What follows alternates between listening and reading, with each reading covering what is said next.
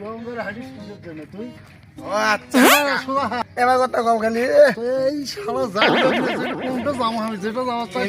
দু চার এমনি বস। নাসির ভাই হ্যাঁ তুমি সরকারি চাকরি করো তো ভালো কথা তাই এই ঘুষ খাও তাহলে ঘুষ টুস কম খাও ভুড়ি তো একবারে মানে যে করছো মাশাল্লাহ এটা তো 10 মণ ধানের মধ্যে হেরো ভাই সারা দুনিয়ার জায়গা থাকতে তুমি লাস্টে এসে আমার এই ভুড়ি কেন তুই নজর বাজাইছে ঠিক ঠিক হ্যাঁ আপনার ভুড়ির লজর কেরা? আমি ঘুষ খাই যা খাই খাই সেই চিন্তা তোর কেন হেরো ভাই কি তো কোন ভাই তুই নিজে আগে ভালো তুই কি